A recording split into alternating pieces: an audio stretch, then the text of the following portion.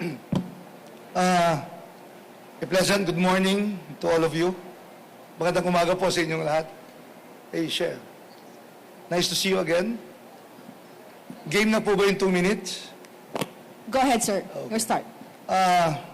I'm Nani Braganza from the province of Pangasinan. And I am the president of Aksyon Dapat party list. Allow me first to introduce my colleagues, the other nominees of the party. To my left is the youngest nominee, Rappler. In the middle is our teacher and woman nominee, si Princess Daligdig. And of course, to my right, yung pinakabata po sa amin, he is a nurse, registered nurse, si Mr. Edgar Lagman. We wanted to bring yung buong team, bawal nga po pala, so naghihintay lang po sila sa labas. Sorry for my voice. Anyway, I have been out of public service in the last 13 years, but 8 of those years, we were conceptualizing the setting up of an organization that would participate in the 2025 elections. I used to be a peace advocate. I was a peace negotiator for the government of the Republic of the Philippines for 4 years. Under 4 presidents.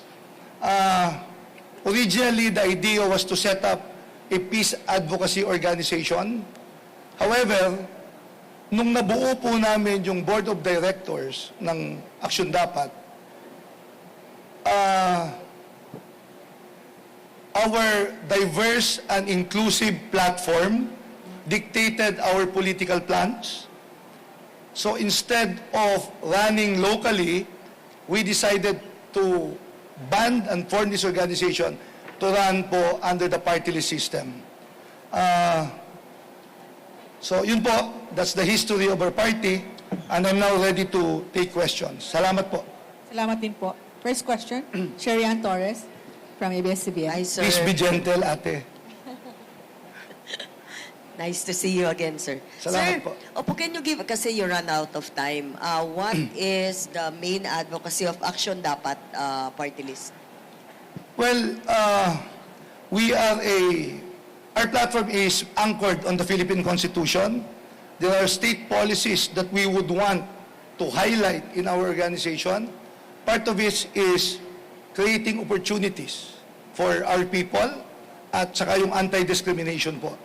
The Constitution is very explicit in its statement that we should address inequity in Philippine society.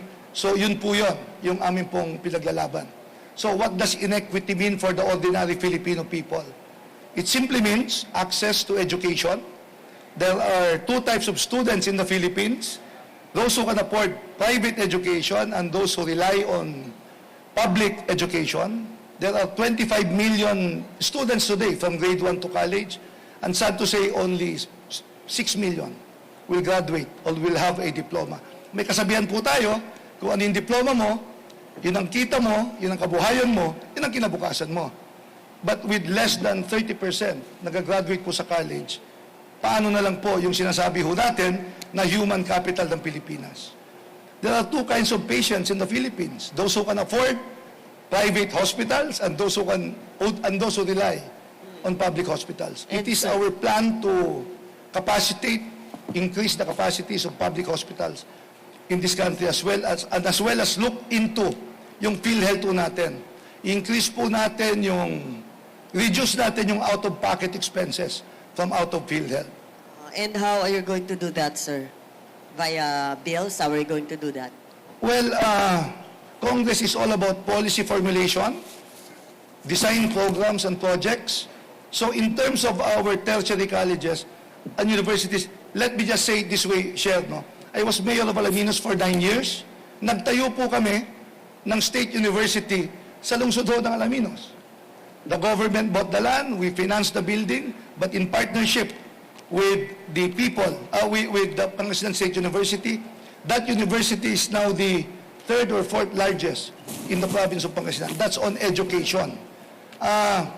Again, on the matter of health, we can increase the capacity of tertiary hospitals in the country, as yun naman po yung covered by national funding. We have to, how do I say this? We have to make sure that the money for health is not diverted somewhere else, and help those who purely rely on on tertiary hospitals. I am not a doctor, but when I was mayor, when I was a member of Congress, yung pasyente ho na kababayan ko, sa akin una na pupunta bago magpa-hospital eh. So, it is also our desire to institutionalize yung mga tulong sa ating mga kababayan, and as much as possible should not be dependent on our political, national and local political leaders. Yung pong tinatawag na ayuda, idiretso na po natin sa mga ospital natin. Para naman, wala tayong pinipili. I have always believed that even those who did not vote for you, you have to serve them. So in other words, in public service, pagkatapos sa eleksyon, serbisyo ka na. There is also the matter of kabuhayan, trabaho, kabuhayan, negosyo. We feel that the economy is not growing that fast. We keep on taxing the same people every year. It impacts on prices, services to our people. So we are a pro-investment, both foreign and local businessmen, as long as they comply with sustainability rules and policies of our government that would further create jobs, new income for local government, and additional income for the national government. So, yun po yung posisyon namin when it comes to business. But at the end of the day, I have been a national official. I've been into the cabinet. I've been a congressperson for 2 terms. I've been mayor. When we talk of poverty, ang frontline po nito are the LGUs. Frontline agencies, institutions. So we would want to look into the inequity in budgeting, allocation of shares between cities and local governments. It is sad to note that 70% of the so-called poor in the Philippines live in the 1,400 plus municipalities, and only 30% are considered poor in the 149 cities. I have been the secretary of the League of Cities of the Philippines. Without touching the budget of the cities, I repeat, without touching the budget of the cities, national government should invest more doon po sa mga munisipyo natin. So, to address the issue of poverty, inequity, address the problem of education, health, job creation, para makahabol naman po yung mga munisipyo doon po sa pag-asenso at pag-unlad po ng ating bayan. Any more question? Follow-up, Sharian? Follow-up po. Ian Cruz, GMA 7. Hi, Sir Nani. Boss, kumusta? Ano po unang-una yung ifa-file na bill pag nandun na po kayo sa Congress? Dati na rin po kayo nandun, pero anong kaibahan ng mga ifa-file nyo ngayon? You know, Ian, the country, Congress, the single most expensive bill in this country is the national budget. Di ba? And that is discussed every year by Congress.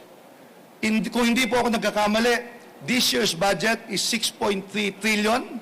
So, we will look into the budget for education.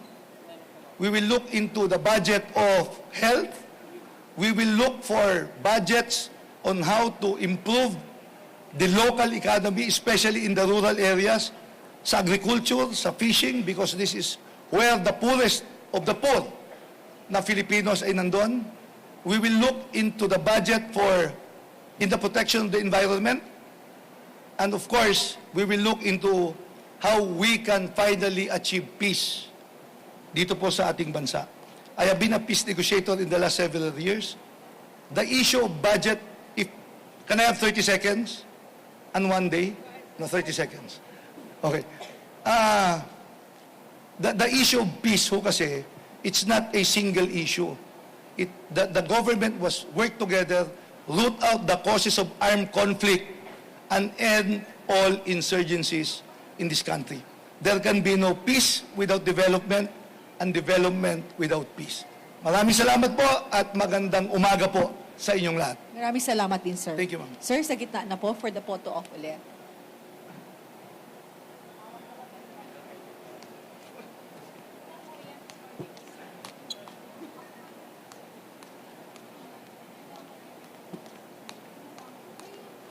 Ay, sir, hello po.